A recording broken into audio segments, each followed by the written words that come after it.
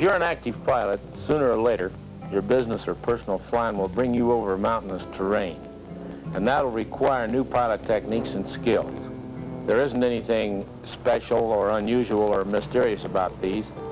For the most part, it's just plain common sense and knowing how to handle your airplane at slow speeds and how to plan your flight so as to stay out of tight spots. And once learned, these skills provide a pilot with one of the greatest experiences flying has to offer.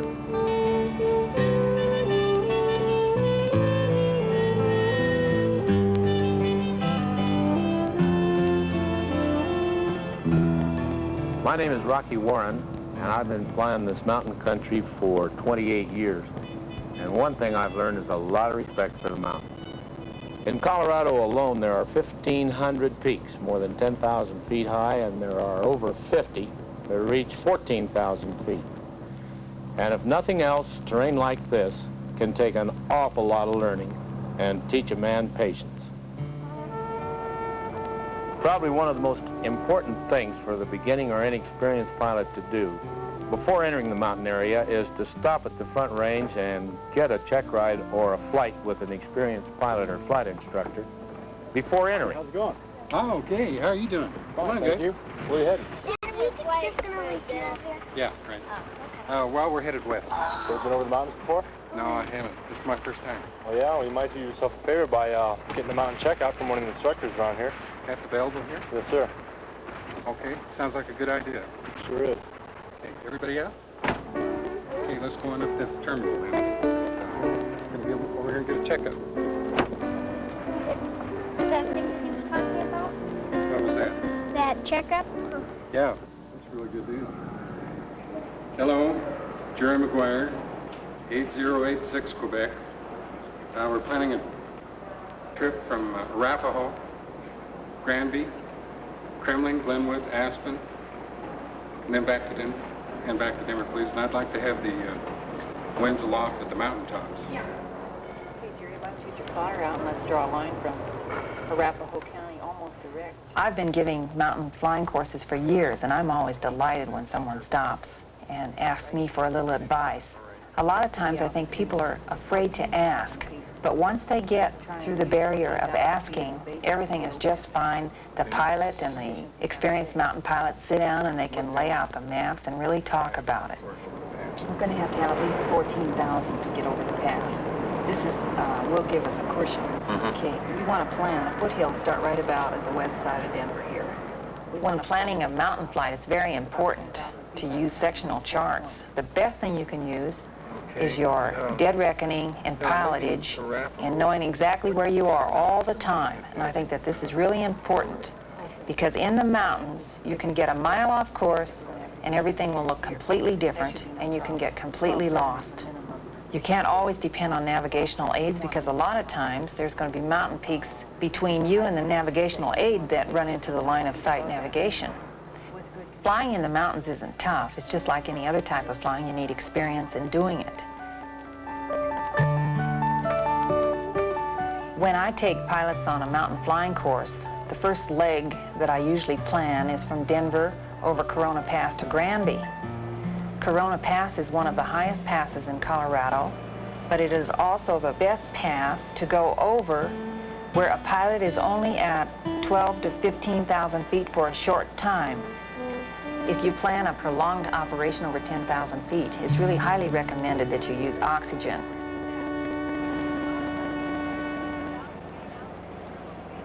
The best way to minimize turbulence in the mountains is to get out and get an early start. Fly when it's either early in the morning before the cumulus start to build on the mountaintops, or late in the evening when the temperature has started to go down.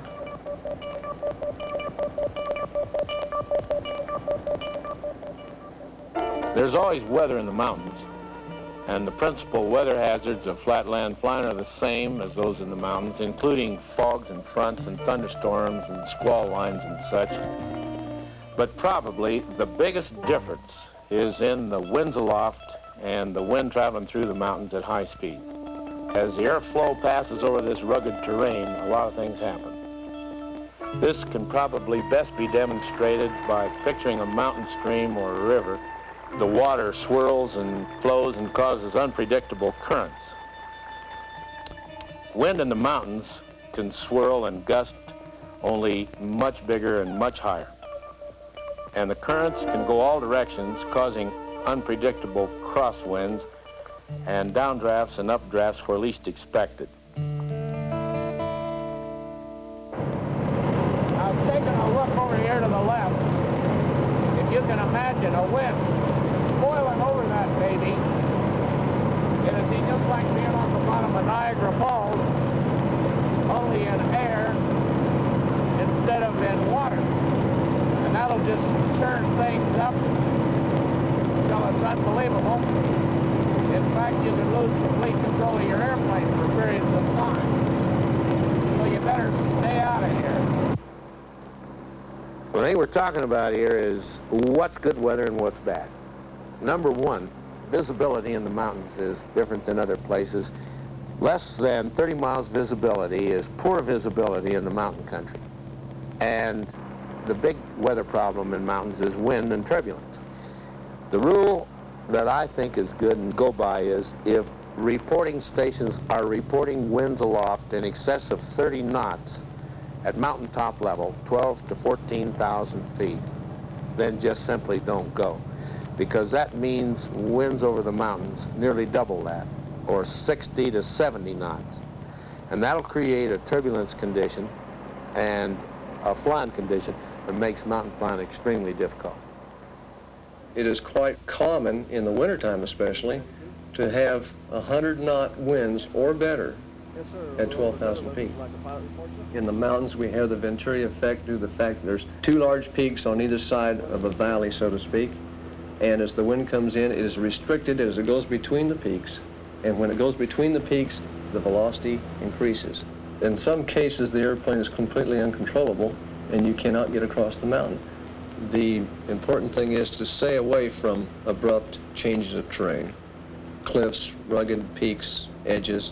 If you have to go over rugged peaks, have the altitude before you start across.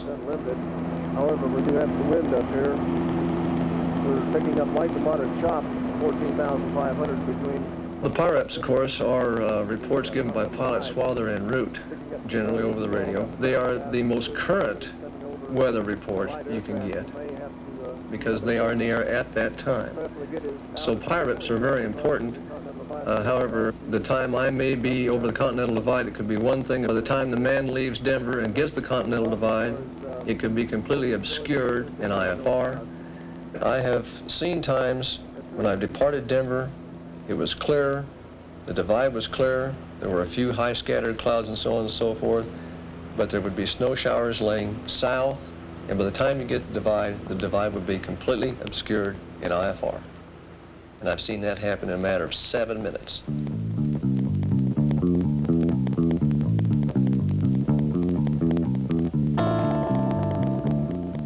It becomes very evident to any pilot flying in the mountains, crossing high mountain terrain, that if there's going to be difficulty, it warns him way in advance. And if he continues, it's going to continue to get worse. If you're going to fly across a ridge, before you get to the area of the ridge, you're going to know that you're having updrafts and downdrafts and difficulty maintaining altitude and difficulty maintaining control of your airplane. If you're having so much difficulty before you get there, you'd better quit before you get there. If you're having no difficulty flying a normal flight path, you will have no difficulty crossing the ridge. It wouldn't be wise to try to fly across a ridge that you couldn't see the other side of. If you're flying across a ridge you can't see the other side of, you're not high enough to cross it.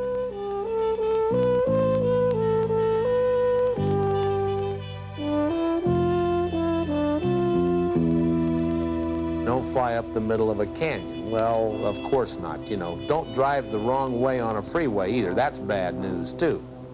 And that's just about what this means on this flying up a canyon business. It's like the ridge crossing. If you don't know, you're already too late once you got in the canyon.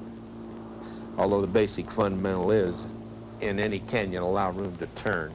Allow room to turn anytime. If you want to know if you're okay, cut the throttle off and see if you have to turn before you can lose altitude. If you have to turn your airplane before you can lose altitude, you're in trouble. You must be able to turn at any time while losing altitude if you're flying in this country. So many people say, well, I can lose altitude, you know, right over there. Well, you're not there yet. What happens when you come down? Like, then you can't turn. The real problems of mountain flying have always been caused by a guy flying into a condition that he couldn't fly out of. It's not because the winds blew him into the mountain. It isn't because the turbulence pushed him into the mountain. It's because he flew into the mountain because he couldn't do anything else.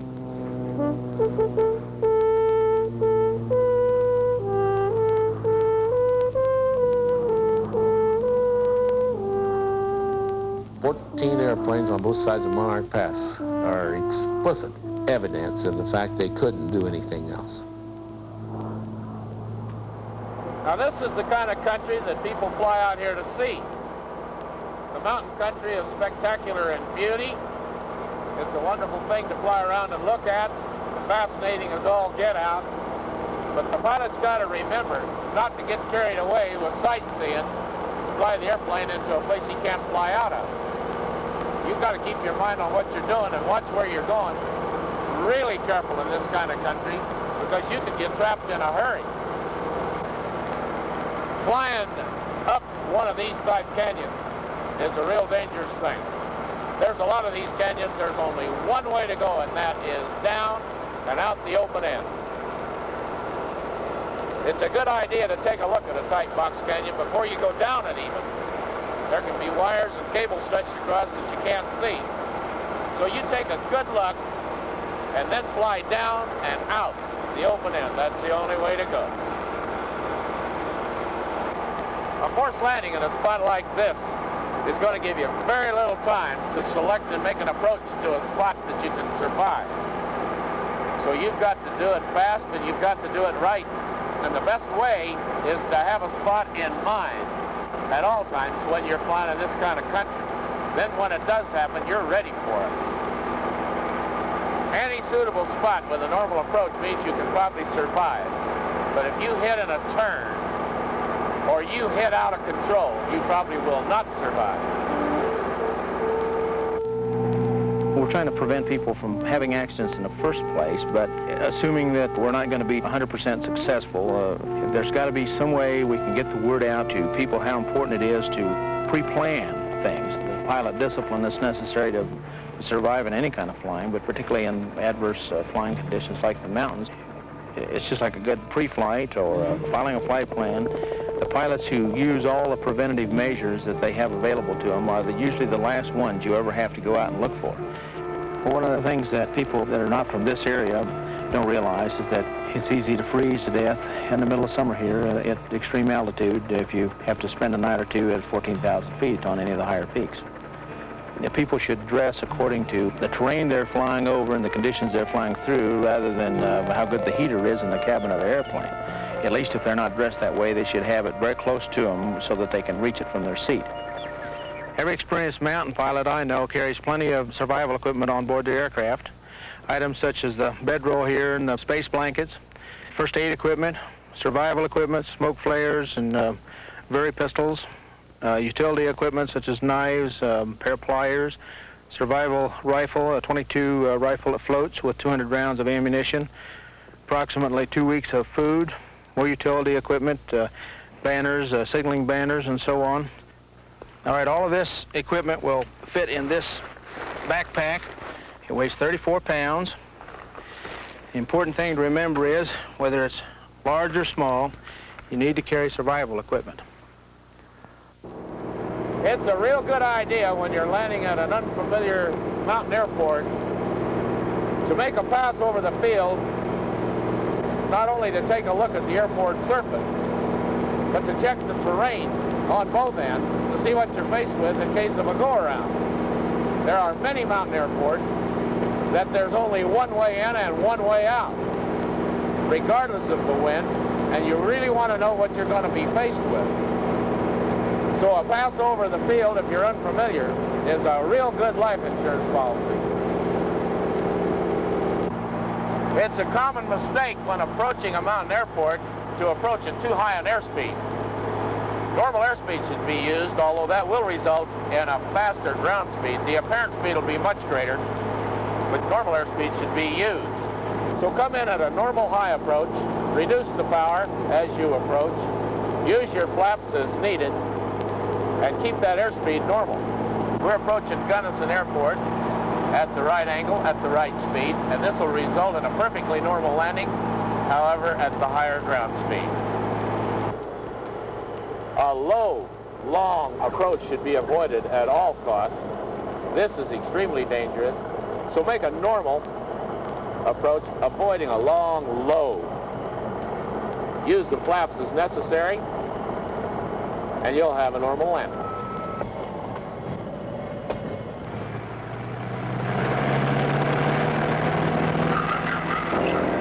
Taking off from a high-altitude mountain airport doesn't require any special technique, but the initial rate of climb will be much lower, and your ground speed will be a lot faster. This requires a little special planning for immediately after takeoff to avoid something that you could hit easily that would be no problem at a lower altitude airport. The best rate of climb speed should be really carefully observed, even though that's going to result in a much greater ground speed. So a little planning on where you're going to go after takeoff is very important. Now here's a prime example of a mountain airport located in a narrow valley with mountains close in on both sides. Here's where you need to know how to make a short field landing in a gusty wind. And if you make an error in judgment on approaching this airport, the only correction is to go around and try it again. And while you're making the approach to an airport like this, you want to keep in mind looking out for other airplanes, because there might be some guy doing the same thing you are, only coming in from the other way. And there's no radar contact at this airport. I've been here at this particular airport when the windsock was blowing different directions on each end of this field. And the problem here is knowing how to handle the airplane at a slow speed in a gusty wind. Everybody can fly at cruising speed or faster. They can handle the airplane nicely on a 10,000-foot strip. But when it comes to a maximum performance short field landing in gusty air, as exemplified by this airport here, a little dual instruction from an experienced instructor on short field and slow flying techniques could be a lifesaver. One of the big problems here in Aspen is density altitude. In fact, lack of knowledge of density altitude is probably the cause of more aircraft accidents in this area than any other single factor. We have a field elevation of 8,000 feet. In the summertime, our temperatures go up to perhaps 85 degrees in the middle of the day, and this will radically affect aircraft performance. The use of mixture control is very important, and you must lean out your engine, whether it's single or twin engine makes no difference, for takeoff in order to get optimum performance. Being a resort community, we get a lot of people in who live at low altitudes, and they just cannot believe how radically the airplane performance will be affected up here. Density altitude is simply the altitude of the air at the airport, and this can be exceedingly high in hot temperatures, and that's where the airplane thinks it's flying. At 14,000 feet, no one expects an airplane to climb rapidly, or certainly not as rapidly as at sea level. Most pilots are familiar with their airplane performance at low altitudes, and this performance is changed at high altitudes in thin air. The biggest difference in this performance is the reduced rate of climb and angle of climb at high altitude airports.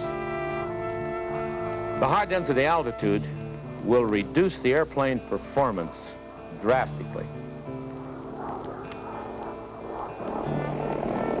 Should I take off downhill, downwind, or should I take off uphill, upwind? You can only take off downhill, because there's just no way that you can successfully take off uphill, upwind on a one-way strip.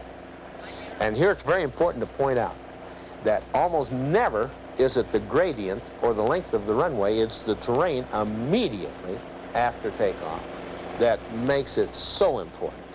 That is the real deciding factor.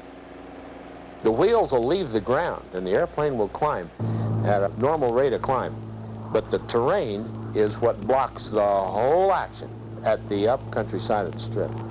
Now then, how much of a downwind can you accept? I think the answer here is if you're nervous or apprehensive, just don't go.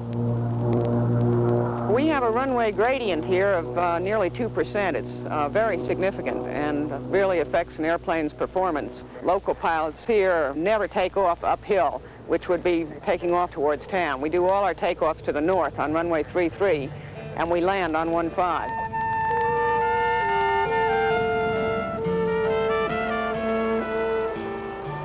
The biggest thing that any pilot has to learn is not to be afraid of flying in the mountains. Just learn how to do it and get rid of all that apprehension and fear. Ignorance is the thing that creates fear, and fear is the thing that creates accidents. The final killer in most accidents is panic, created by a whole series of events. You're going to have a lot better chance of making it, number one, if you're not overloaded, if you're in a good performing airplane, and your pilot technique is average or better, and if you've had some experience at it. Things are going to be a lot more rosy than if none of those others are true.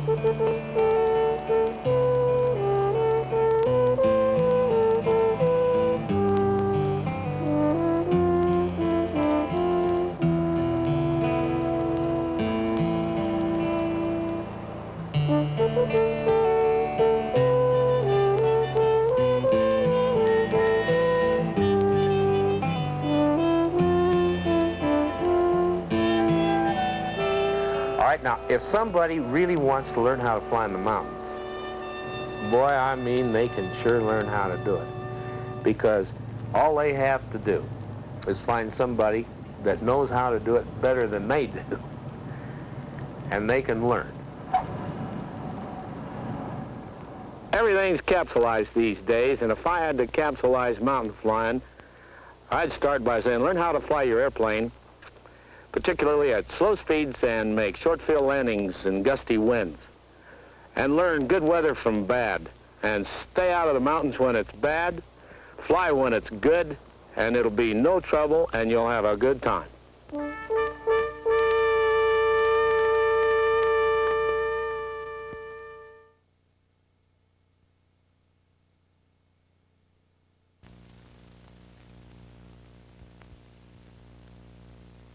The biggest single factor in pilots becoming lost or disorientated in flying over water is what I call overwater anxiety, particularly in a single-engine airplane where they come from Iowa or other parts of the country, and they start out over the water and everything is fine until all of a sudden they don't see anything but water. And then they start hearing strange sounds in the airplane and vibrations and noises that they hadn't heard before or never thought of. The next thing that happens is usually the palms start getting sweaty and minds more or less play tricks on them, and they find themselves off course and they start looking for where they're going instead of paying attention to their flight plan.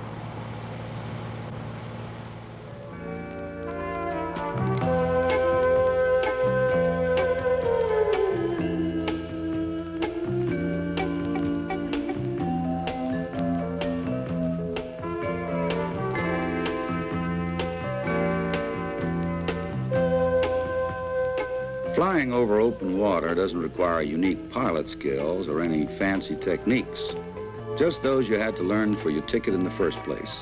The factor that makes overwater flying different is what can happen to you if you're careless or unlucky. There are no fields for emergency landings, but still, properly done, overwater flying is as safe as any kind of flying.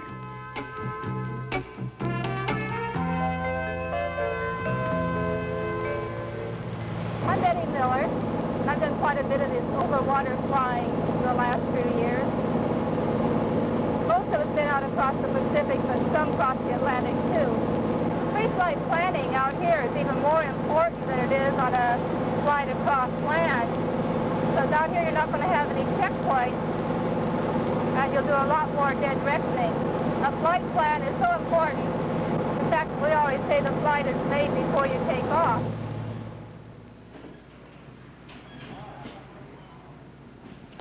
Hello. Hello. I'm a newcomer in the area, and I'm planning a flight to Nassau, and I need a little help. Is there anyone here I can talk to? Okay, we'll try to help you. It's the first time I've ever been there, and I'm just not too familiar with the routes or how to get there. What, do you have charts? Yes, ma'am, I have some. Do you have a Miami sectional? Yes, ma'am. Okay, that'll do the job to Nassau. You've never gone before? No, ma'am. Well, you have to have customs papers for entry into the Bahamas. That's for Bahamas entry.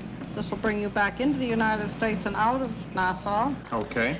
Do you have survival equipment? No, ma'am, I don't. I'd like to obtain that from you, if I may. Okay, how many people? 2 of us. Well, you should have 2 jackets and a raft. We have them to rent. Great. This is the jacket, and it's the airline type. You just take it out of the... You should wear them in flight. Open that, drop it, and go into the harness, just like they do on the airlines. Over your head and around your waist. This is the 2-man raft. The lanyard is in here.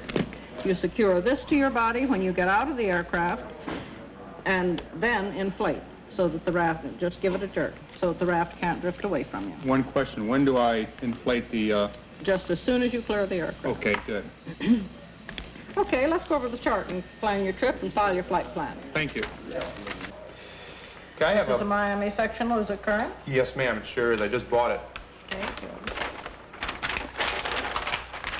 Okay, normal procedure is to come out of Fort Lauderdale on a direct heading to Bimini. Now, there's a VOR and an ADF at Bimini, so you shouldn't have any problem with communications and navigation.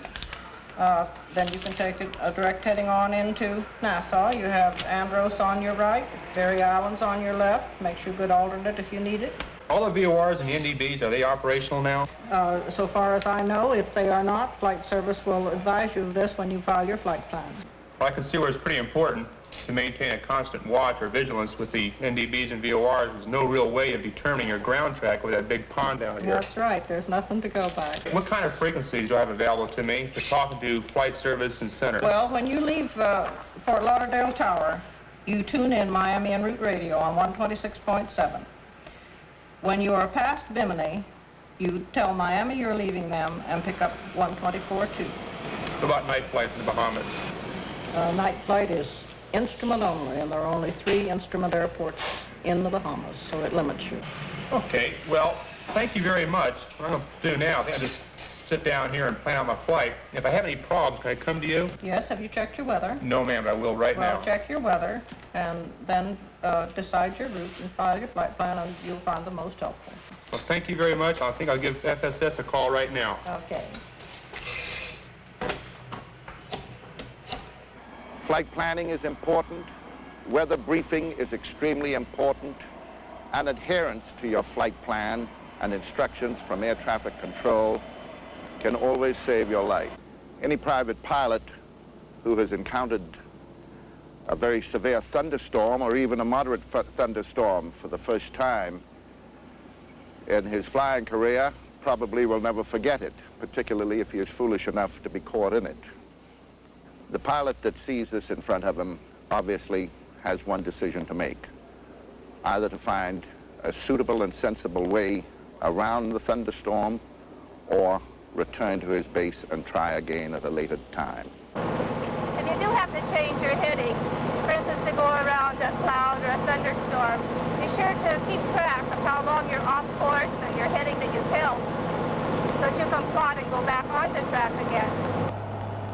It has been known here of private pilots to take off for a destination 125, 150 miles to the north, in which during his flight he will encounter fairly heavy buildup in front of him.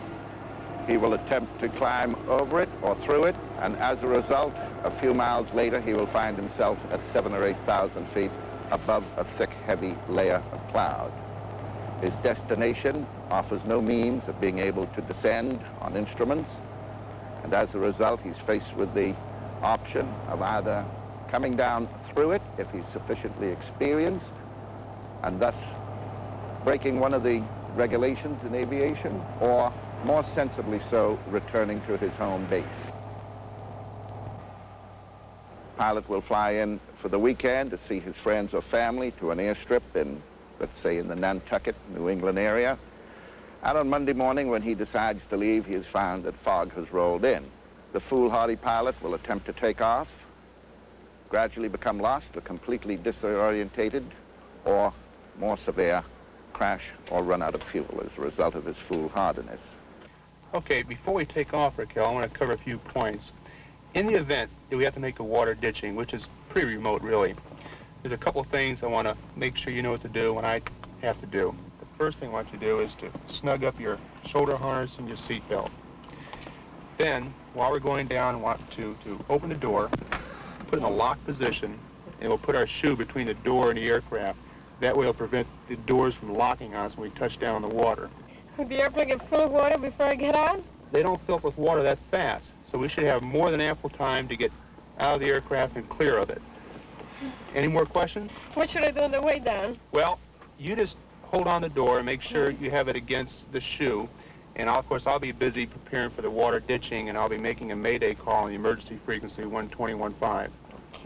Okay, then while we are on the water, of course, we'll bounce a couple of times. We come to rest.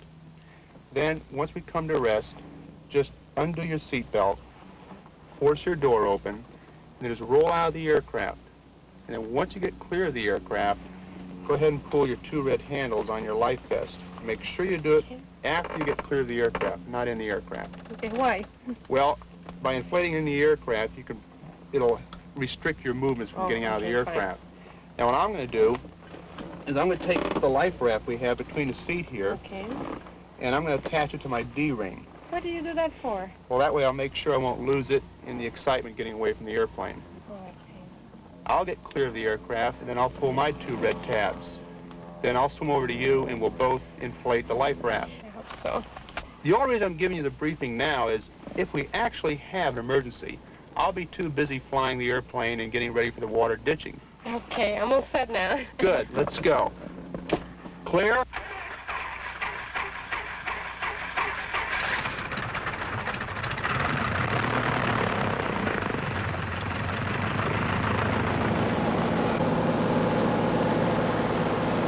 Okay, you want to remember when you leave the shoreline here to be sure and check your time, because you won't have as many navigation aids as you get out over the water. And you may want to refer back to this for your time and distance. You'll find that as you leave the islands and you're not used to the idea of flying over water, your confidence quickly wanes whether you'll find the next island or not. I think it's very important to have in your flight plan a calculation of how long it will take you to reach the island you're going to, how long it will take you to reach any other islands that you'll pass over or pass near en route. As the time goes by, you can know whether the islands should be there or whether it's just anxiety making you feel that you're already overdue. One thing to watch for out here, be sure to hold your heading. You'll have tendencies to want to change a heading at times, so be sure you don't change your heading unless you have a real good reason to do so. And then plan. Watch how many degrees and fly that heading.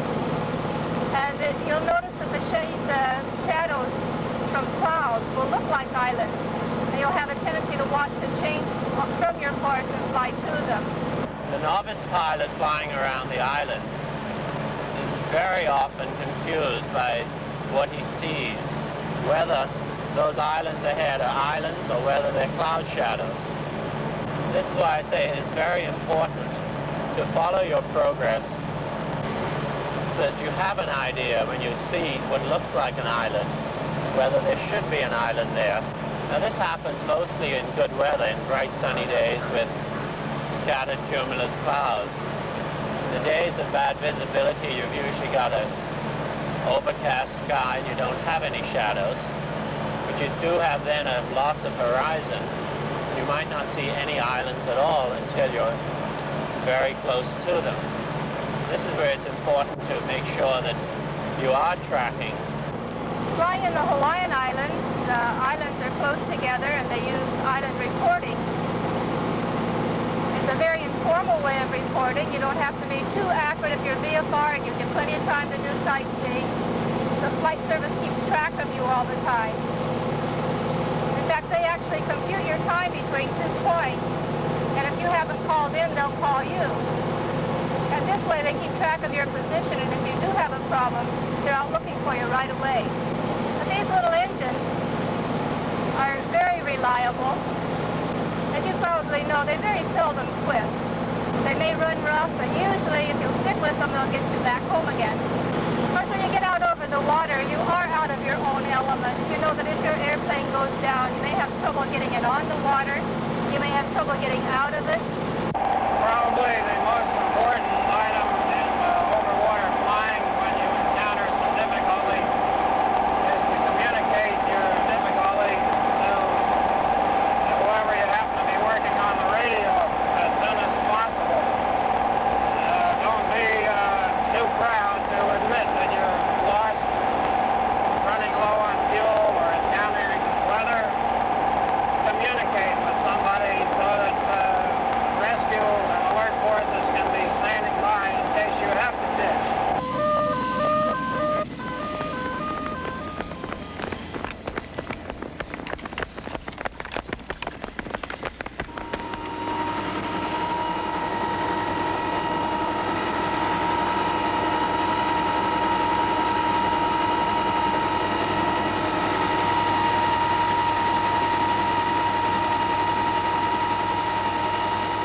A private pilot flying over water that runs into trouble needs to first help himself.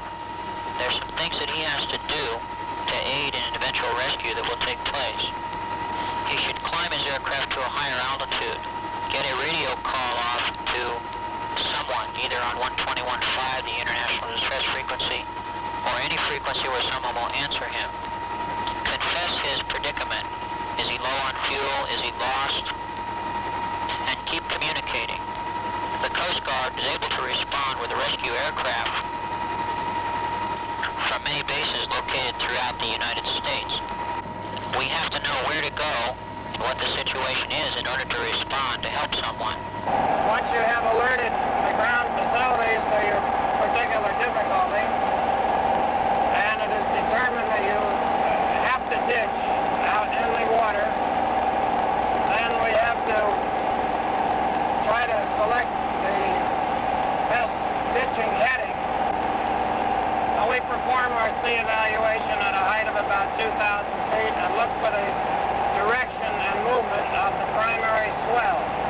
You might have to circle the area for a while to get the proper lighting to determine whether that one is coming from the south or from the north or from the southeast or whatever. And the idea is to land parallel with the crest, either along the crest or along the trough.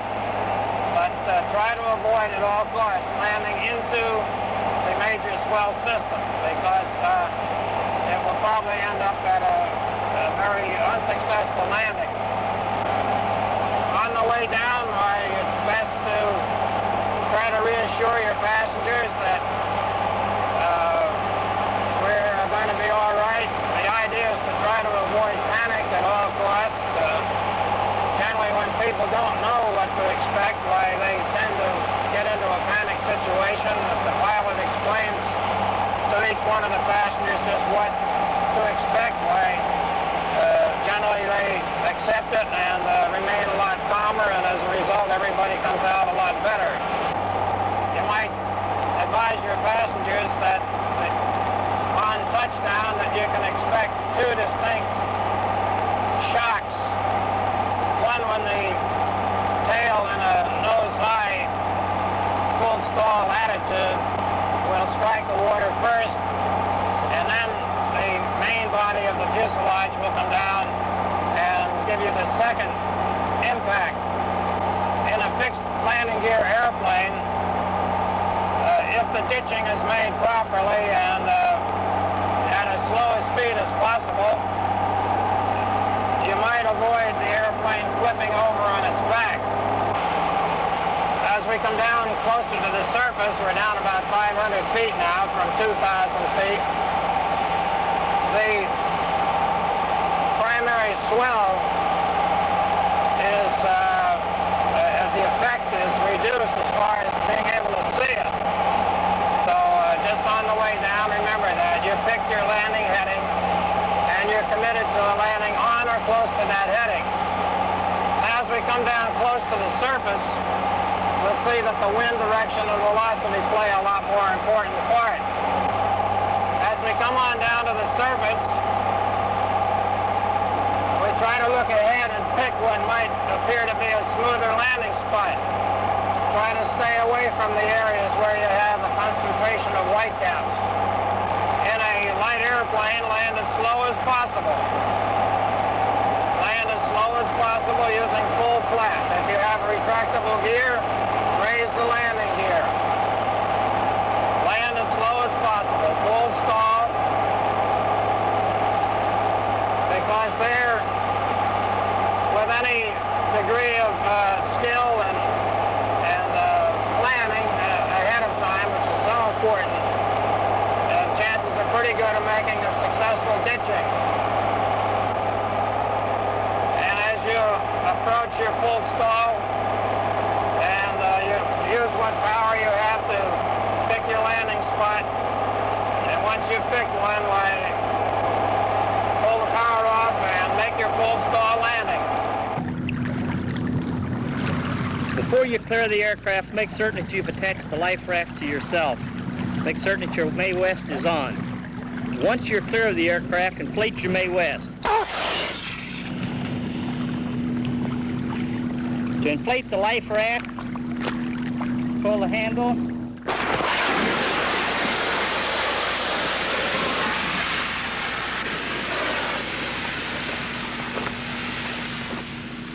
Once the raft is inflated, you'll board the raft as indicated.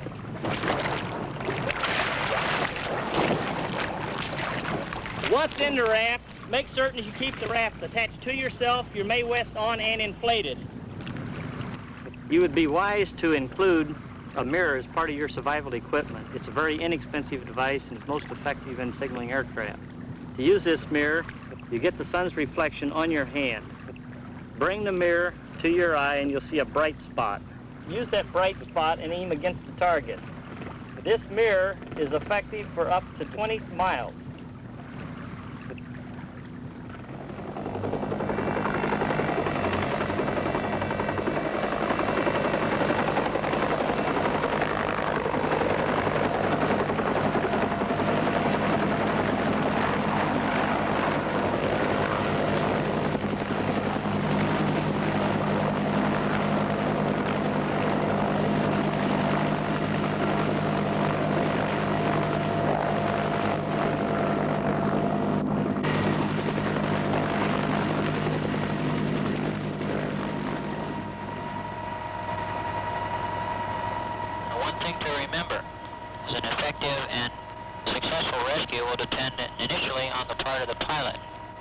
Is he prepared to go into the water should he meet some misfortune?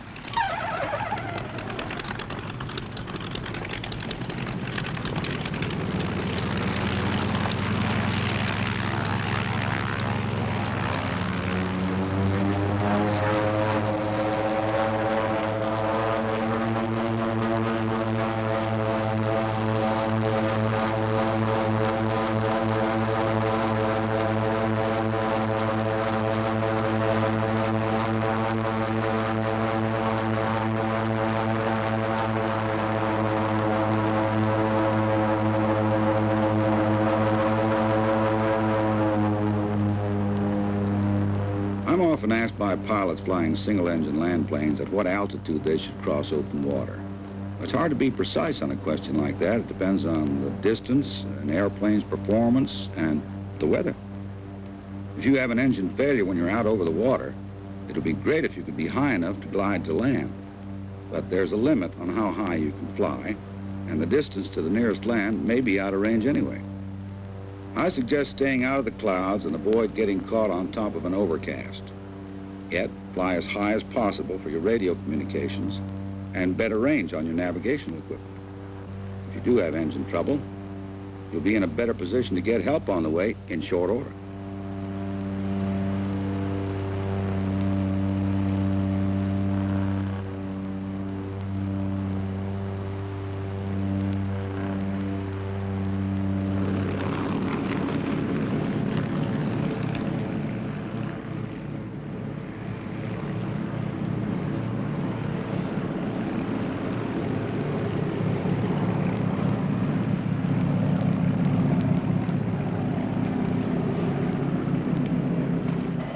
other thing is, always allow yourself sufficient time to take care of any of this weather flying or changes in your flight plan, and don't plan to arrive at your destination too late when darkness is approaching.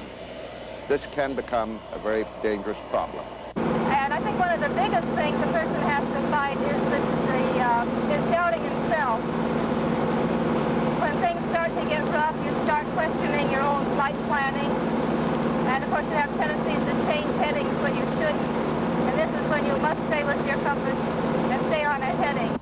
So the secret of it really is, if there is a secret, is just following your flight plan and maintaining your heading and using time, speed, and distance as well as your navigational aids, and you shouldn't have any problem at all.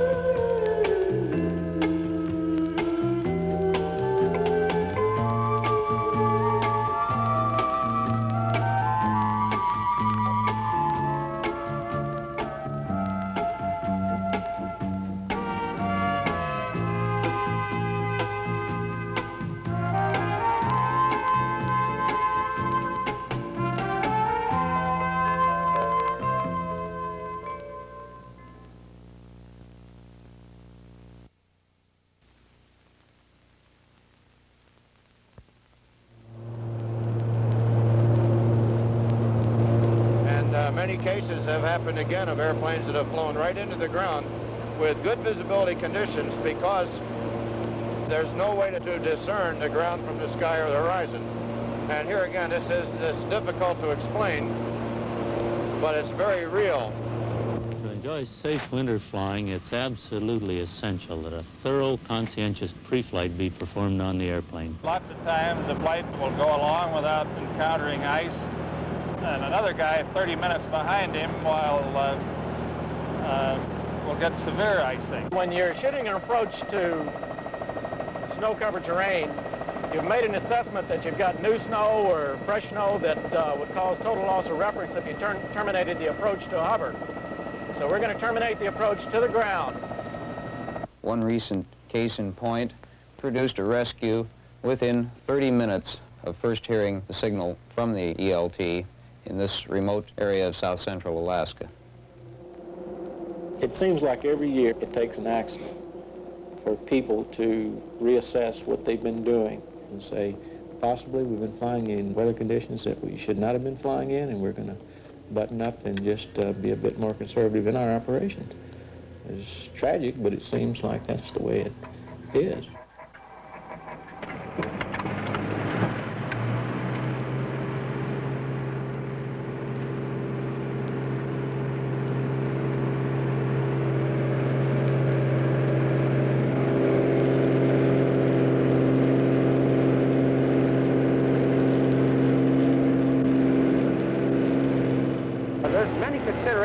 In mountain flying and North Coast cold winter flying. And on the interior Alaska, we're saddled with extremely cold weather during 7-8 months of the winter. Anyway, it takes some special precautions to prepare the plane properly for a cold weather flight. Now, usually, engines are not conductive to cold weather running. You could say, is this engine tuned up? Is this engine airworthy?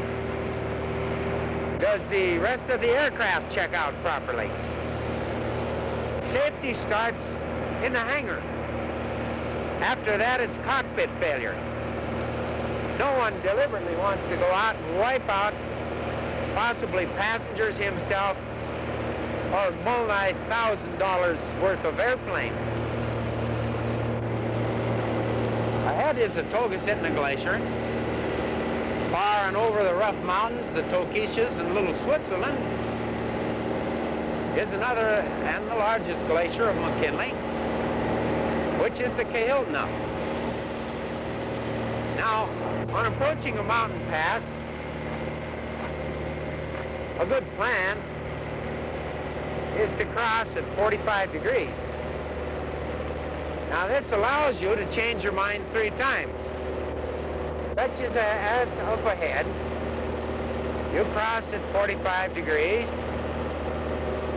If there's turbulent fall the air, you can turn to the left, number 1 option. You can go on through, number 2 option. Number 3 option, if you get a sudden rate of sink, you can peel off to the right and down into the lower valley floor ahead.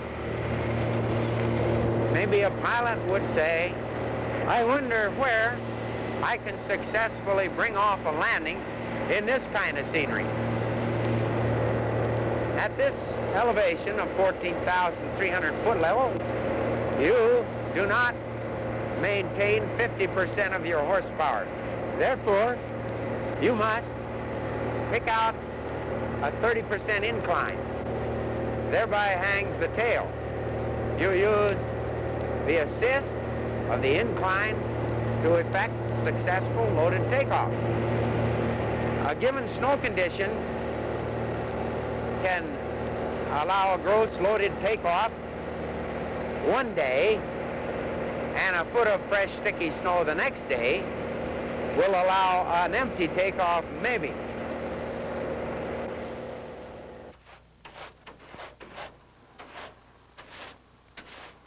No pilot should attempt to fly an airplane that's not clean. Be sure and remove any frost or snow or ice that may be adhering to the airplane any place, especially on the wings and the control surfaces. The engine cylinder head temperature and oil temperatures must be in the normal range for winter flight in order to assure reliable engine operation. Check the fuel. Know that you have good fuel of the proper grade that is not contaminated with water or rust or dirt. Make sure that there's a good free flow from the drain valves, and know that the tank vents aren't full of ice or snow or insects that may have crawled in for the winter. Be sure that all the controls are free and have full travel. It's essential that the surfaces are not full of snow or ice.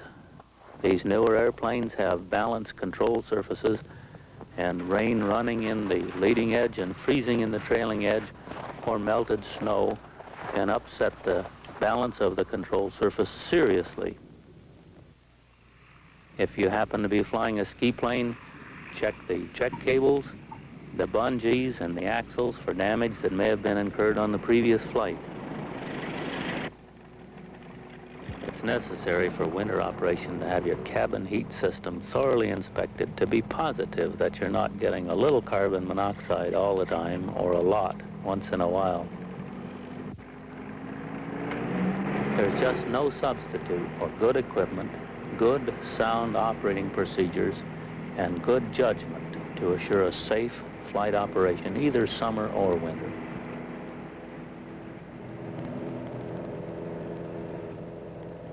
Flying skis has opened up a whole new winter world for me.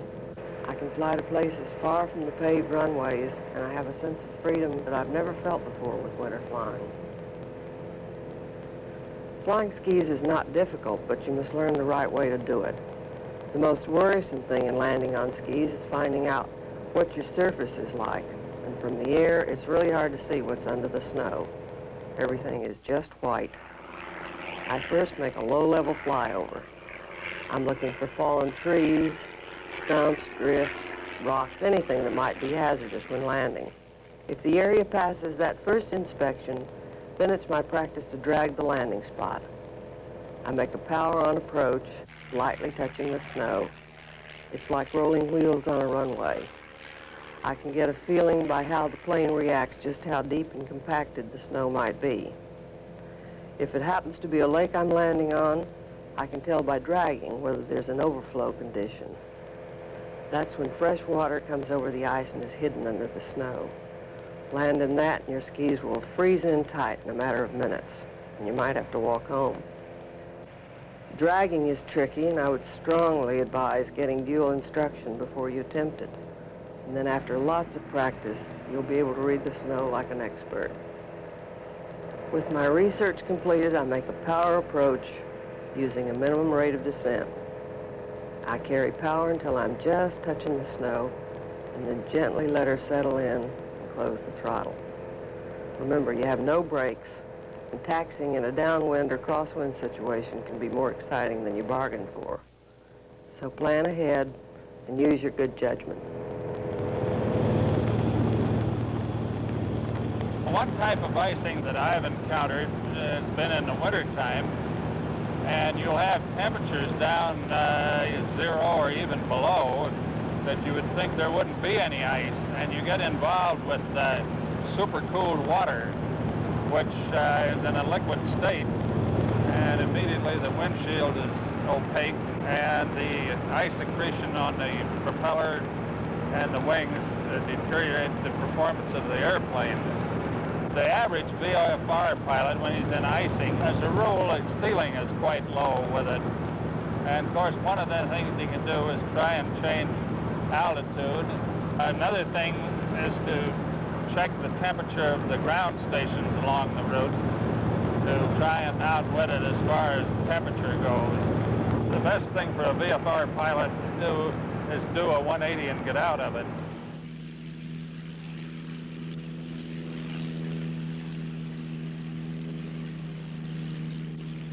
The big secret in hassle-free winter flying is just how careful you button up your airplane after shutdown. By taking the time to properly put the plane to bed, a lot of anguish can be avoided. Be sure to top off your tanks after flight. This helps prevent moisture from accumulating in the fuel tanks. Because of freezing temperatures, ice crystals will form, and these will remain suspended in the fuel and can easily clog your fuel lines. Use a good filtering system, and as an extra precaution, a chamois cloth will help prevent water from entering the tank. Be sure to have the airplane grounded when fueling. Sparks from static electricity are very possible in extremely cold, dry climates, and many planes are lost each year because of this. Placing heaters under the cowling can greatly reduce the time to preheat the airplane when you are ready to fly again. Use your tie downs and take out the slack. If you want to avoid hours of scraping off snow and frost before the plane is ready to fly, use wing and engine covers. They pay for themselves very quickly in time saved. Last winter, just before Christmas and about 20 below, I took off from Merrill Field to try my skis out for the first time that winter. I ended up over in Hayes River Valley Glacier, where I had ended up making a landing, and due to bungee cords that didn't hold their elasticity and bad winds, cold temperatures, and a lot of snow, I was down for 8 days. What made my 8 days endurable was good survival gear. Signaling devices are extremely important. Warmth is also extremely important. It is necessary that you have a good warm jacket, good warm pants, gloves, a hat, and warm shoes. An ELT is a must. Flares. These are just standard highway flares. Probably one of the oldest methods of signaling is a mirror. Along with warmth and with signaling devices, food probably ranks right up there with the most important items that you can carry. A good first aid kit is definitely important in case that any of your occupants or yourself in the plane do get hurt, that you can administer some form of first aid. Another form of heating or cooking is an old fire pot that can be used either to preheat the plane or to cook on, melt snow to drink with, and a good sleeping bag. I like to carry snowshoes because if you ever have to walk within 20 or 30 or 40 feet of your plane and the snow is rather deep, it makes things a lot easier. If you have to dig a trench or dig a little tunnel to get out of the weather, you can dig it out with your snowshoes. I guess what I'm trying to say is to have everything working for you if you do have to go down. Have good warm clothing. Have as many devices as you possibly can to signal other aircraft. Stay with your aircraft. Carry good, adequate survival gear, and your stay will be endurable. The ELT is a simple radio transmitter that transmits a distinctive, warbling, swept tone, very easy to recognize. The units are usually very simple to operate. There's a placard on them that indicates clearly how it should be done. They should be mounted in the aircraft properly so that the arrow pointing to the direction of flight is indeed in the direction of flight. Now, the beacon should be checked for operation periodically, and this can be done on the hour until 5 minutes after the hour for a period of 3 cycles. The sound is very distinctive. Anybody hearing it will realize that it's just a test and not the real thing. Check them out before flight by tuning to 121.5. In flight, it would be well to monitor 121.5, not so much for your own ELT, but for somebody else's. They may want your assistance very badly. After the flight, you should tune again to 121.5 just prior to shutdown to make sure that the beacon is not operating. They have been known to turn on due to hard landings. Also, you should pay attention. That's a real one.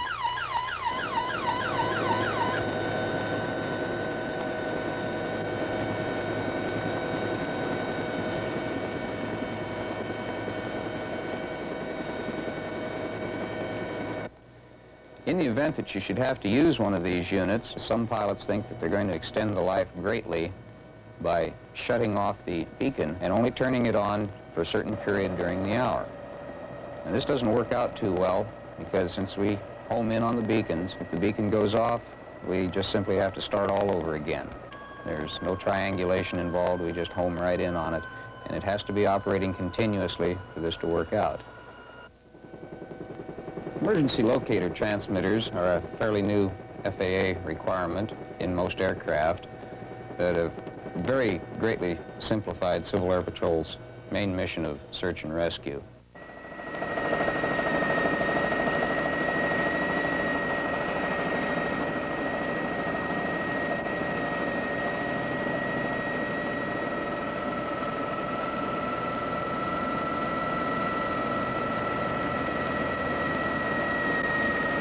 When you're shooting an approach to snow-covered terrain, you want to make some assessment of the snow depth on the terrain. If you have new snow, powdered snow, you'll anticipate loss of reference when you increase collected pitch for the hover. So we're going to terminate the approach to the ground. Pick your spot. You can use your landing light to assist in giving you additional reference to the snow-covered terrain.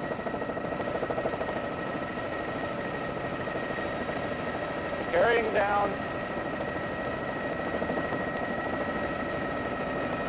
carrying the approach all the way to the ground, not terminating in a hover. You want to feel the ground out to make sure you're not on a drift or uneven terrain that would be unacceptable for the aircraft to light upon.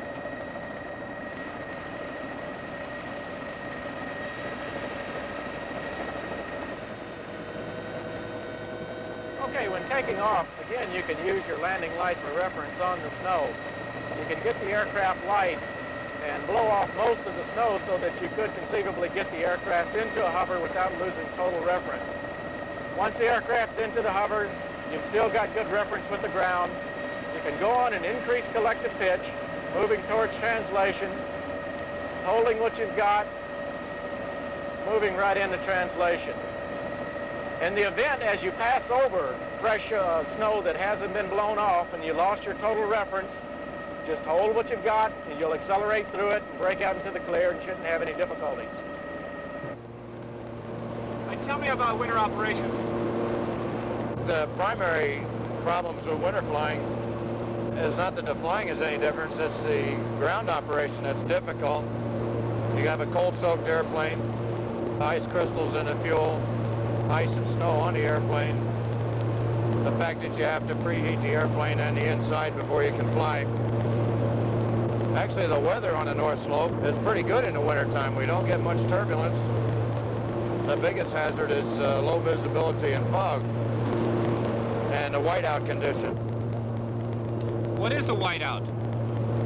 Well, the whiteout condition is a condition where you have no visual reference for the horizon or ground objects due to the fact that the sky and the ground and the horizon are all the same color.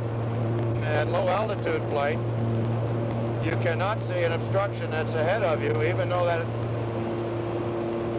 though you may have, let's say, 10 or 15 miles of visibility. It's very easy to fly right into the ground. Anticipating whiteout is difficult. If you have a clear day and a good spread between dew point and temperature, you don't normally encounter this condition. But whenever the sky is white and you're over snow, you can very easily get into the whiteout condition. All you have to do is lose the horizon and you're in it. If you get in a whiteout, you have to fly an instrument, with one exception. If you are over a road, for instance, or over a town where you have some outside visual reference, it is possible to fly in relation to the ground without the horizon. A pilot that's not proficient on instruments should never get himself in a position to get in a whiteout. It's very, very dangerous. And historically, many airplanes have been lost. You can't let yourself be pressured into obviously flying beyond your limitations or operating under conditions that just aren't safe. Your experience tells you what is indeed a normal and a satisfactory operation. And you just have to have whatever the intestinal fortitude or confidence in yourself that you've got to be able to tell people this is the point where we stop, regardless of what the people around you are doing. Unfortunately, there are people that continue to operate in conditions that, even from beyond being illegal, aren't good, common sense, safe operations. You've got to determine that the weather is appropriate over your route of flight, you've got adequate fuel, and you've got adequate cold weather clothing and survival equipment, and it is indeed critical. You've got to have all of the required equipment or the flight won't necessarily terminate successfully.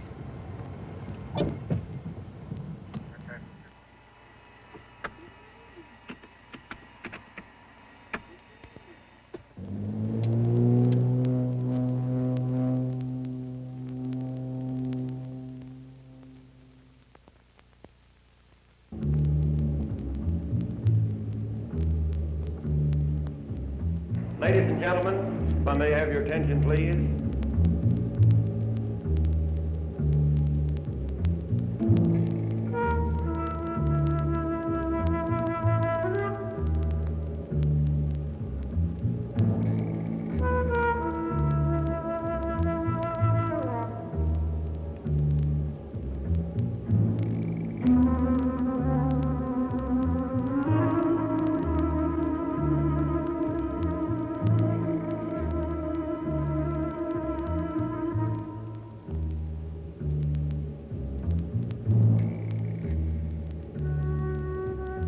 If anyone had given me odds yesterday that I'd have made it to Phoenix this morning, I don't think I'd have taken the bet, especially since I missed the last commercial flight out of St. Louis. But here I am. That's me on the right. The guy on the left, that's my partner, Fred Miller. When I called Fred from St. Louis, he was already waiting for me in Phoenix. Now, this particular cattle sale was important to both of us. We needed the best breeding stock available, and it was right here on John Wayne's 26-bar ranch just outside of Phoenix. And this sale was a once-a-year thing. But I made it with time to spare, thanks to the night flying know-how of a charter pilot on an interesting dusk-to-dawn flight.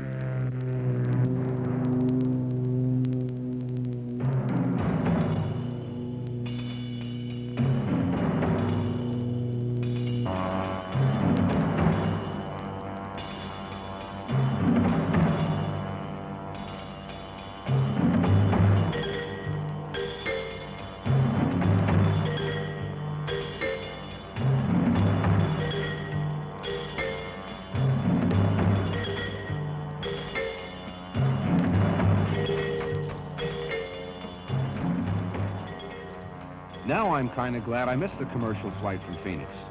This trip will give me the chance I've been looking for. That's Dave Hastings, my pilot. We seem to hit it off right from the start. Thing comes on mighty fast, doesn't it? Yeah, it sure does.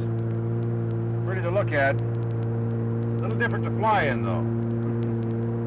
You sound like my flight instructor. You know, that's one of the reasons I'm looking forward to this trip, Dave. I want to learn more about night flying. Where have you done most of your flying, Jim? All around Nashville. All VFR, fair weather flying.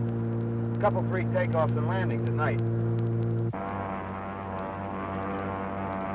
This was my chance to get a lot of questions answered so I'd feel better qualified to fly cross-country on my own.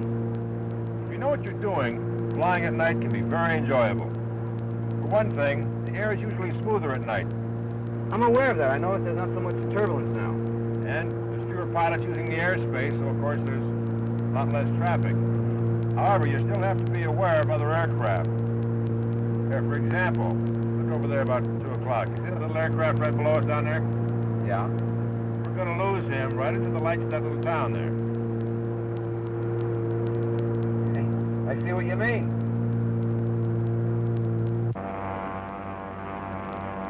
This blackness that we're flying in can pose problems for you that you're never going to come across in the daytime.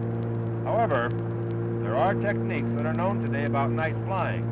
And by intelligently using these techniques, night flying can be safer and even more enjoyable for any pilot that, you know, wants to take the trouble to learn. I got nothing better to do for the next 7 hours, Dave. I'm ready, willing, and able. Good. Glad to hear it. Make the trip more interesting for me. Okay. I filled Dave in on what I had already learned in ground school. As long as we have our vision, we can fly an airplane with practically no instruments.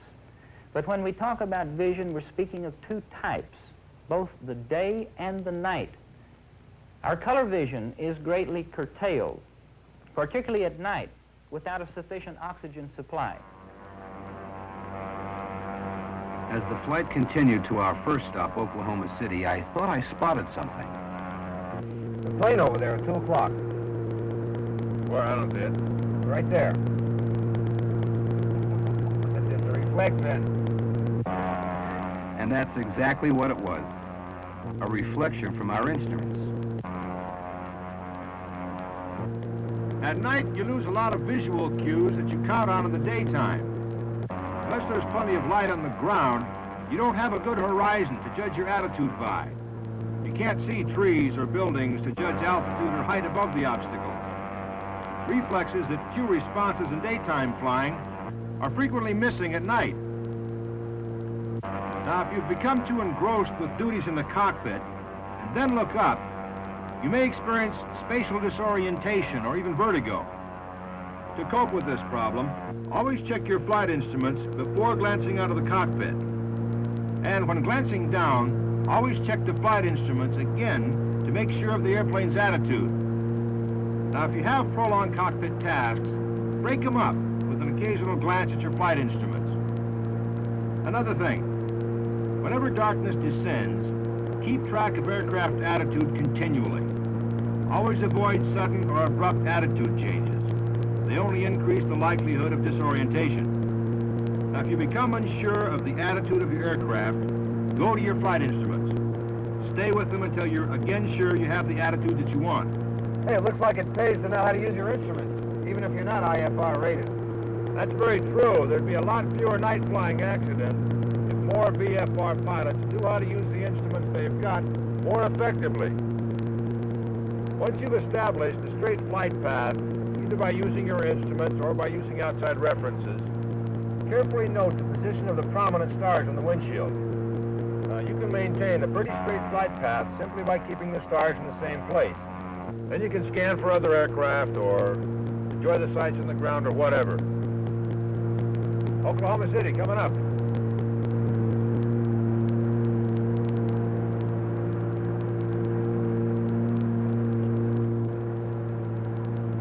Wiley Post Tower. Commander 9094 November, 6 Northeast landing, over. Commander 9094 November, enter left base, runway 17 left, wind 180 degrees at 10, altimeter 2975, over. Wiley Post Tower, 9094 November, will report left base. Wow, this leg went quick.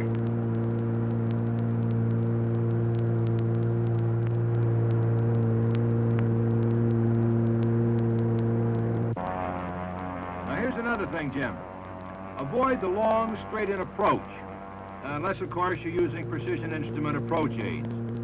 Now, since you can't see objects on the ground and judge heights, there's a tendency to come in low.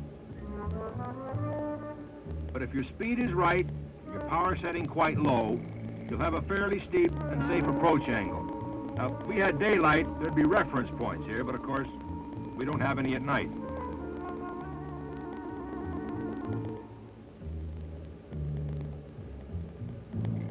If you bring it in too low, you'll hit the wire. This landing we're about to make here in Oklahoma City will give you a chance to see the proper attitude to use on landing at night. A good tip to remember is to complete the final turn as you would in daylight, rolling out on final at a familiar height and distance.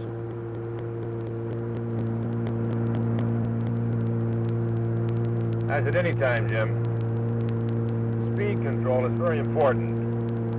But in twin-engine aircraft, you always want to make sure that you maintain your best single-engine rate of climb speed until landing is assured on your final approach. Slow that down to 1.3 over the fence. This will prevent you from floating down the runway and possibly overshooting the field.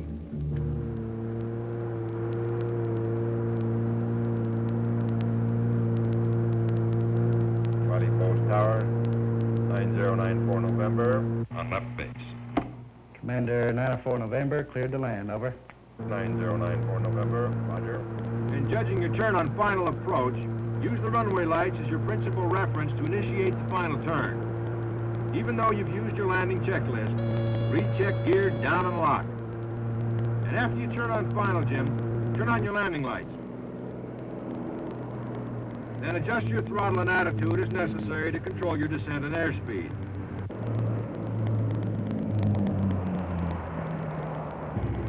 And round out, be smooth. Ease off the power till the main gear touches the runway. Then, of course, be sure that your power is off.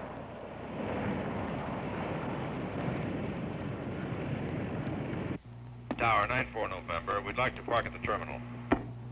Commander 94 November, taxi to the ramp, over. 94 November.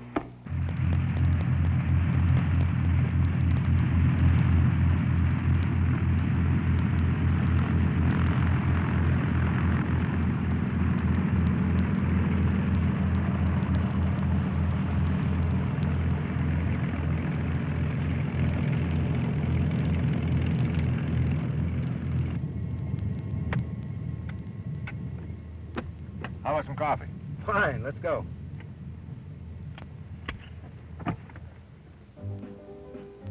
Cool. We're making good time. Here she comes.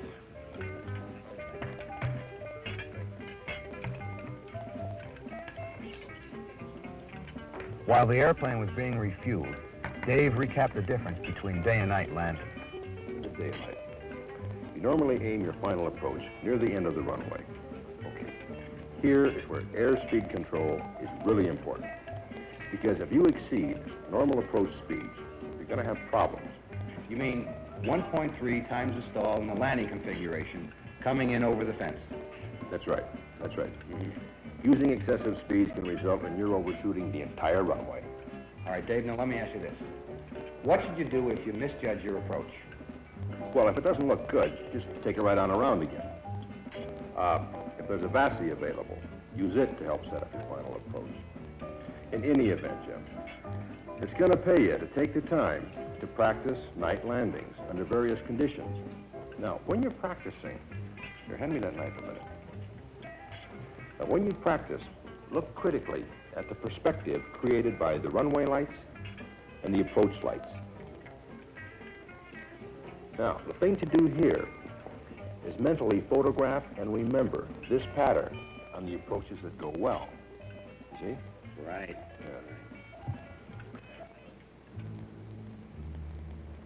As Dave made his pre-flight inspection, I became aware of the fact that it takes longer to inspect the plane, so allow for it. A complete inspection should include a check of all lighting equipment, as well as the regularly inspected items.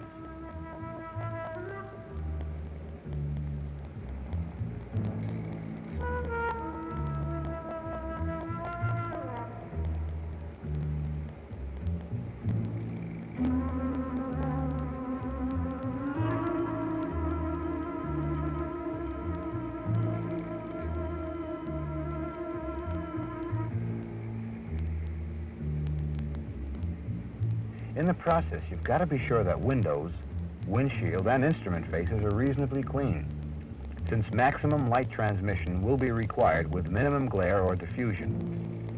Whenever possible, sit in relative darkness to increase the level of dark adaptation again before takeoff. Wiley Post Ground Control, Commander 9094 November, terminal ramp, taxi for takeoff, over. Commander 9094 November, taxi to runway 17 left, wind 170 degrees at 8, altimeter 2976, over. 9094 November.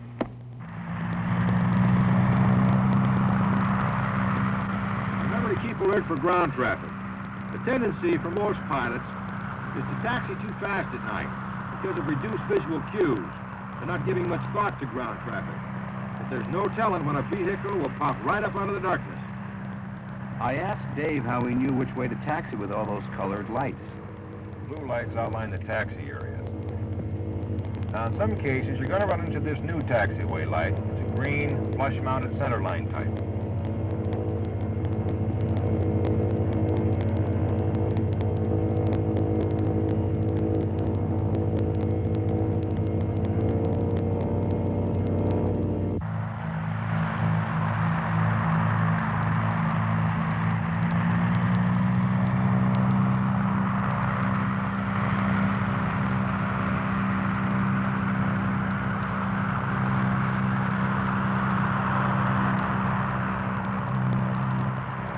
Wiley Post Tower, Commander 9094 November, ready for takeoff. Commander 94 November, taxi in position and hold, over. 94 November. Well, here we go again, Jim.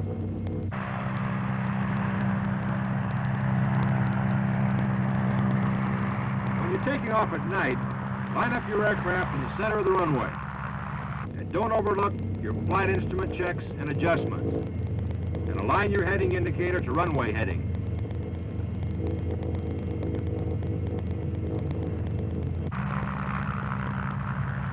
Commander 94 November, cleared for takeoff. 94 November.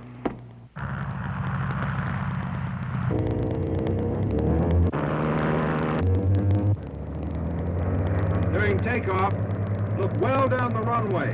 Use the perspective of the runway lights as guides for directional control. Many pilots use the landing lights during takeoff. Now, at the point of rotation, or soon thereafter, before the last few runway lights pass behind your field of vision, check your instruments for indication of climb attitude. Keep your wings level and hold takeoff attitude and climb airspeed. You'll be in good shape. Continue a straight climb, checking the instruments frequently until you've reached a safe altitude, at least 400 or 500 feet. Always check outside for other aircraft, visual references as you maneuver away from the field. You don't have to become instrument rated to fly at night, but it sure does help. As we headed west to Albuquerque, Dave showed me how to use the en route charts to get the minimum instrument en route altitude. He recommended that even though flying VFR, the minimum en route altitude should be observed when flying at night.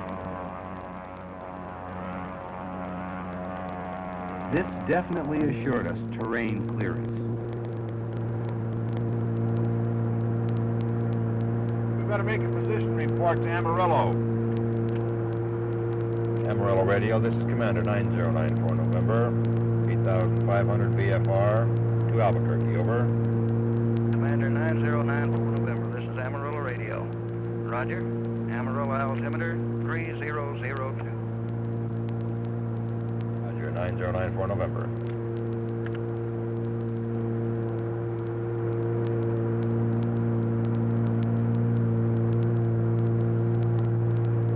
In less than 3 hours, we started our approach to Albuquerque. Here I learned another value of minimum en route altitude. With a strong westerly wind blowing on the airport at Albuquerque, Dave knew that there was a good possibility of a Venturi effect in the pass we were flying into. A Venturi effect that could give us an erroneous altimeter reading of as much as 1,500 feet. You see, the wind moving through the restricted area of the pass results in increased velocity, which reduces atmospheric pressure. Now, as an aircraft flies into this area, this reduced pressure produces a false altimeter reading, giving you the impression that you're higher than you really are. Now, if a pilot compensates by descending to maintain the desired indicated altitude, well, he may find he's below the level of the pass. Albuquerque approach control. This is Commander 9094 November, 10 East, landing Albuquerque, over. Commander 9094 November, Albuquerque approach, 10 East, make standard approach runway 26, wind 280 degrees 10, altimeter 2984. Contact the tower now on 118.3. Roger, 9094 November. To play it safe, we stayed high, starting our descent only when the lights of Albuquerque made it obvious. We had plenty of mountain clearance.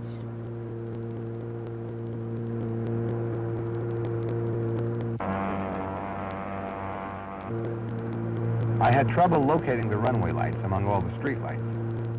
We were on final before I spotted them.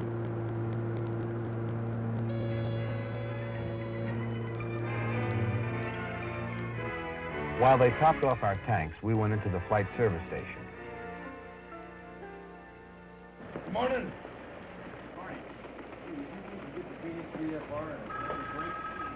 Yes, I believe so. While Dave got the latest sequence report, I studied the airport layout charts. When operating from an unfamiliar field, pilots should take the trouble to study the airport layout before departing. It'll reduce confusion during taxi to takeoff. Well, it looks like we've got sky cover all the way to Phoenix. What does that mean? No stars, no moon. It's going to be just blacker and black the whole way. What about lights on the ground? No, there's not going to be many. We're going to have to rely pretty heavily on instruments. And I can also use the autopilot. Ready? Let's go.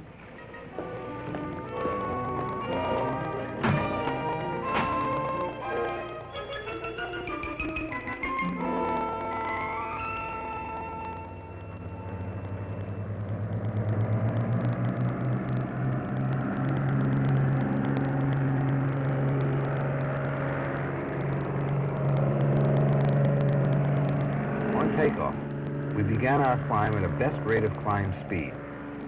This got us to a safe maneuvering altitude as soon as possible. Then, in case of an emergency, we knew we'd be higher than any obstructions en route back to the airport. En route, Dave filled me in on smoking. He said that it tends to cut down on the amount of oxygen a pilot takes in from the atmosphere as he breathes. The lack of oxygen decreases a pilot's visual acuity. Since we were climbing to 12,500 feet, we went on oxygen. This additional oxygen improves a pilot's visual perception and mental alertness.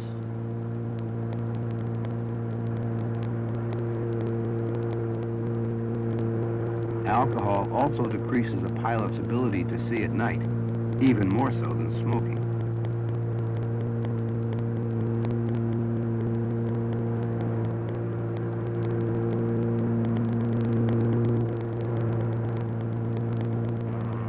We removed our oxygen masks after we passed the mountains and began our descent into Phoenix. I see you reach for things and you don't even look. How can you be sure you've touched the right things? It takes practice. You have to spend time in the cockpit familiarizing yourself with the location and the feel of everything. And then you just perform the same operations blindfolded. Good thing someone else was doing the flying. Without a horizon for a reference, I'd have us in serious trouble. What are you doing? Well, now I'm cross-checking my position along my planned route. Why?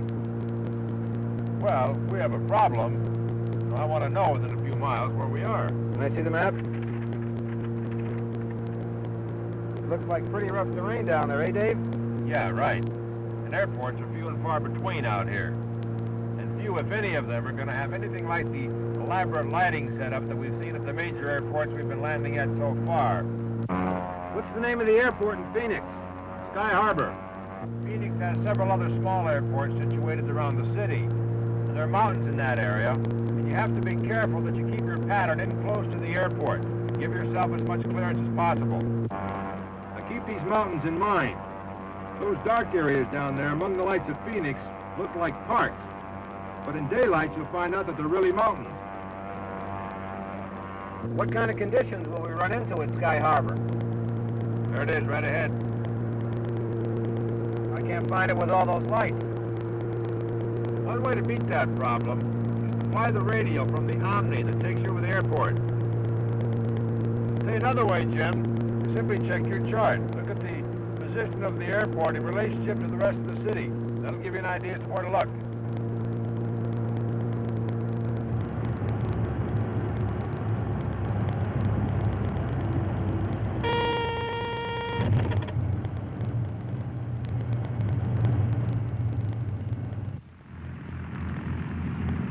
Thanks to Dave's careful planning and flight preparation, we had a nice, safe night flight.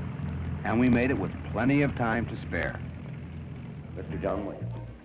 And welcome to the 26th bar. We're certainly proud to have you here, and we're proud of our bulls this year, and you kind of toss a coin for which one you'd want. Well, welcome to the cattle sale. Hi, Mr. Wayne. Thank you. I'm Fred Weller. This is Jim Billings. All right. Here's the lot number 1 by the Lucky Domino F216 out of a Caleb Domino bred cow. The auction is on, and tell me how many dollar point. I'm on 25,000 on him. On 25 to go, give me $10,000 on him. On $10,000 label I'm 10. Now $11,000 label I'm 10. They're gonna label I'm 12. I'm 11,000 now $12,000 label I'm 11. Label I'm 12. Label I'm now 12. Label I'm 13. Now 13. Now 14. 14 now $15,000 label I'm 14. But now 15 on him. I'm at 15 now $16 here. Now 15 now $16 even.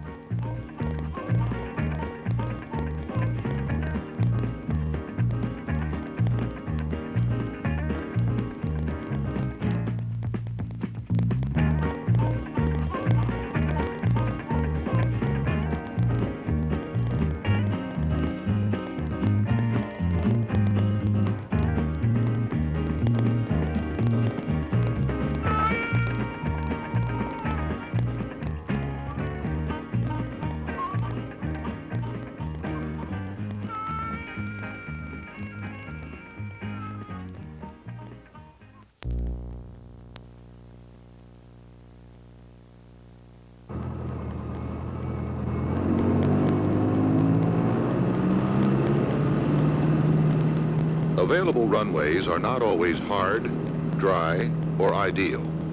There are occasions when it's necessary to operate out of a soft field.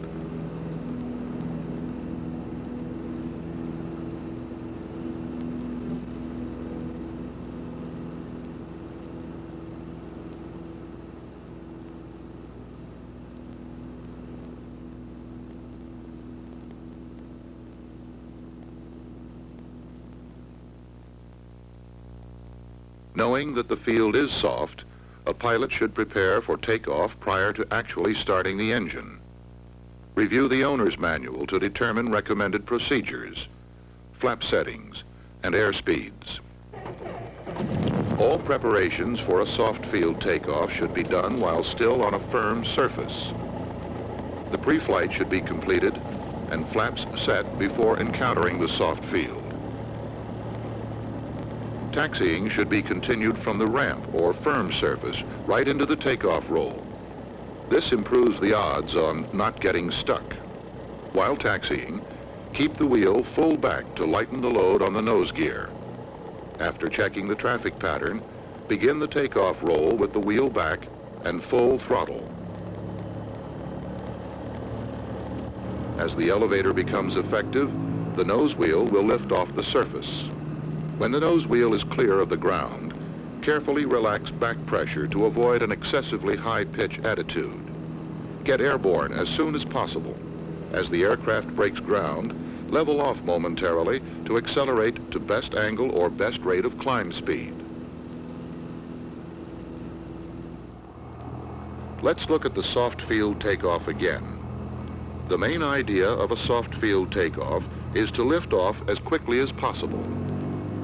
Remember, wheel all the way back and full throttle. As the nose begins to rise, carefully reduce back pressure. Once the aircraft becomes airborne, ease the nose down and accelerate to the best angle or best rate of climb speed. If a landing area is known or suspected to be soft, survey the field. Besides looking for possible soft spots, be attentive for high grass, objects, or obstructions which might endanger a landing. Soft fields call for landing the aircraft as slowly and lightly as possible. Set the flaps according to the conditions and the type of aircraft. The approach is a normal one. During roundout, addition of a little power may help control the touchdown and touchdown point. Although touchdown is made close to a stall, keep enough speed to permit full control with the main gear rolling on as lightly as possible. After touchdown, power can be added to lighten the load on the nose gear to keep it from digging into the soft surface.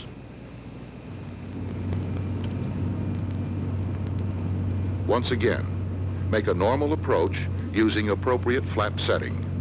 When rounding out, add power as necessary to assure a light touchdown. Keep the weight off the nose wheel and the aircraft rolling until you reach firm ground.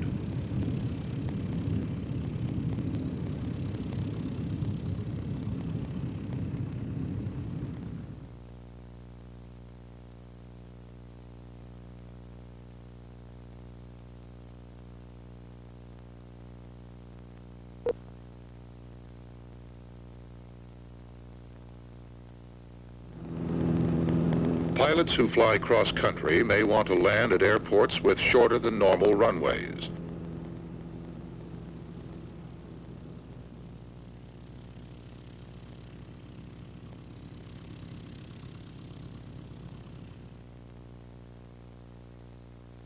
During flight planning, be sure to check the owner's manual for the short field procedures recommended by the manufacturer.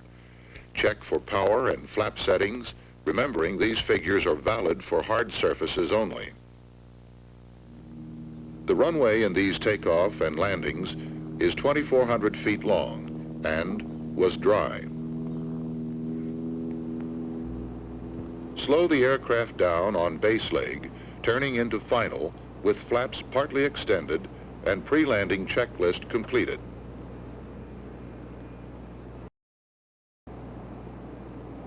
On final, slow the aircraft to approach speed. Extend full flaps. Maintain a steep approach path. Adjust power and pitch in a coordinated manner as necessary to maintain the flight path. If gusty conditions are present, add about half of the gust factor to approach speed. Aim to touch down near the approach end of the runway. Airspeed control is critical. When touchdown at the desired spot is assured, ease the throttle back, round out, and touch down at full stall. When the nose wheel touches, keep the wheel back, using brakes to stop as soon as possible. In preparing for a short field takeoff, check the owner's manual on the proper procedures as recommended by the manufacturer. Flap setting, best angle of climb speed.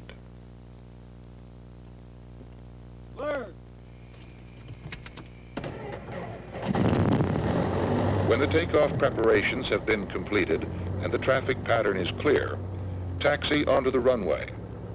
In some circumstances, it may be best to continue right into the takeoff roll. Accelerate as rapidly as possible. Begin rotation for liftoff as best angle of climb speed approaches. Continue at best angle of climb speed until all obstructions have passed. At that point, ease the nose down. Accelerate to the best rate of climb speed and continue to climb to cruise altitude. Let's review the short field landing procedure. During the approach, come in as steeply as possible, slip, add flaps, or adjust power as appropriate to your aircraft in order to maintain alignment with the selected touchdown spot. During your approach, this spot will not appear to move up or down. Maintain approach speed. Aim for your spot until you start rounding out. Ease the power off and round out, touching down right at full stall. Short field takeoff and landing procedures are more than just another set of maneuvers. Like all aspects of good airmanship, perfection comes from knowledge, planning, and practice.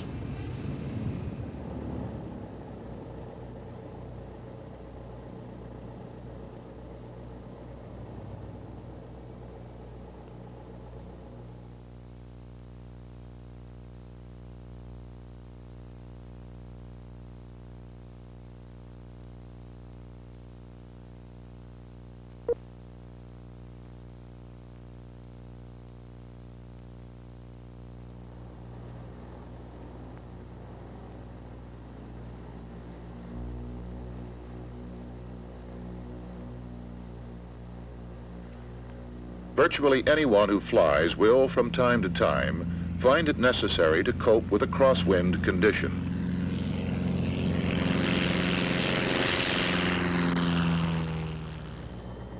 In the following takeoffs and landings, the crosswind is averaging 15 miles an hour and varying 30 to 45 degrees from the right.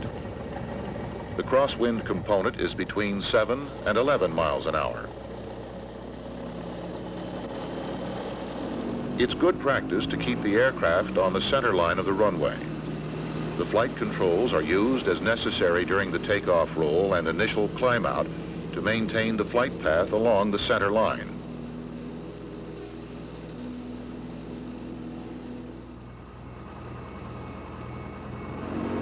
Since we have a right crosswind, we'll use full right aileron at the beginning of the takeoff, reducing aileron as the control effectiveness increases. After liftoff, a gentle, coordinated turn establishes the crab angle for climb out along the runway center line. A common error during crosswind takeoff is failure to hold proper aileron just prior to and during liftoff. Another error is not setting up a crab angle after liftoff. Before landing, it's always necessary to establish the direction of the wind. At a controlled airport, of course, this information will be readily available by radio. Otherwise, look for the wind tees, wind socks, or other indications in the area, like dust, smoke, waves on ponds, or sailboats. Under normal conditions, this would be the optimum flight path. However, failure to anticipate the effect of a tailwind component will result in overshooting the center line and will require S-turning to line up on final. A headwind component on base leg may cause the unwary pilot to make a long, shallow, and low turn to final approach. Crosswind landings seem to create more apprehension than others. This may be due to the unnatural aircraft attitudes involved. Pilots should be assured, however, landings are quite normal and the aircraft is designed for them within specified limitations. However, if the crosswind component is approaching 20% of stall speed, pilots are advised to divert to more suitable runways or airports. There are three methods used to compensate for crosswind. Crab into the wind so that the flight path continues straight with the center line of the runway. Or you can establish a slip, which means lowering the wing into the wind to compensate for the drift and thus continue a straight path to the runway. Or you may combine the techniques of crabbing and slipping to maintain a centerline approach. Your approach speed should be normal except when the wind is gusty. Then, of course, you must add in about 1/2 of the gust factor.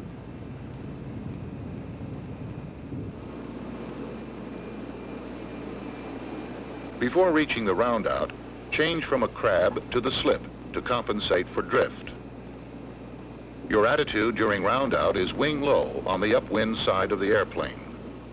Rudder is used to prevent a turn resulting from holding the wing low. Use the controls as necessary to make a normal landing.